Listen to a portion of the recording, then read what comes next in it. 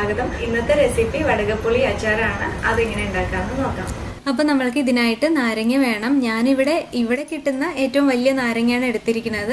നമ്മൾ വടകപ്പുളി നാരങ്ങയാണെങ്കിൽ ഒരെണ്ണം എടുക്കുക, ഇതുപോലത്തെ ആണെങ്കിൽ ഒരു 3 എണ്ണം എടുത്തിട്ടുണ്ട് ഞാൻ. ഇതെൻ്റെ ഒരു കൈൻ്റെ വലുപ്പമുണ്ട് ഈ ഒരു നാരങ്ങ എന്ന് പറയുന്നത്.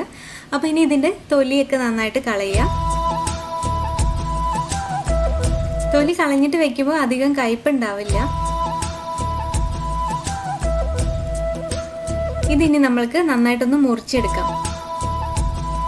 ഇതിൻ്റെ കുരുവൊക്കെ കളയണം. നമ്മൾ മുറിക്കുന്ന സമയത്ത് നമ്മൾ കുരു കാണുമല്ലോ, അപ്പോൾ അതൊക്കെ ഒന്ന് എടുത്ത് കളയാം.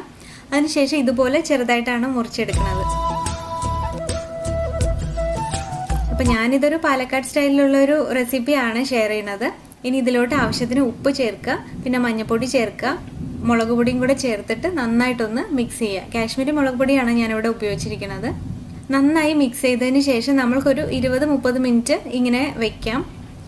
അതിനുശേഷം നമ്മൾക്കൊരു ചട്ടി അടുപ്പത്ത് വെച്ചിട്ട് അതിലോട്ട് നല്ലെണ്ണ ഒഴിക്കുക. പിന്നെ കടുകും അതുപോലെ ഇഞ്ചിയും പച്ചമുളകും കറിവേപ്പിലയും കൂടിയിട്ട് ഇട്ടിട്ട് ഒന്ന് വറുത്തെടുക്കുക. ഇതൊക്കെ നന്നായി മൂത്ത് വരുമ്പോൾ ഇതിലോട്ട് കായത്തിൻ്റെ പൊടിയും അതേപോലെ തന്നെ ഉലുവാപ്പൊടിയും കൂടെ ചേർക്കുക. തീ കുറച്ച് വെച്ചിട്ട് ചേർത്താൽ മതി, ഇല്ലെന്ന് വെച്ചാൽ അത് കരിഞ്ഞു പോയിട്ട് കയ്പ്പ് വരും.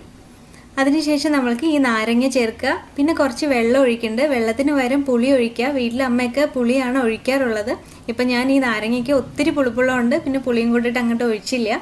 ഇനിയിപ്പോൾ നമ്മൾക്ക് കുറച്ച് വെല്ലം ചേർക്കണം, ശർക്കര. അത് മധുരത്തിനനുസരിച്ചിട്ട് നിങ്ങൾക്ക് ചേർക്കാം.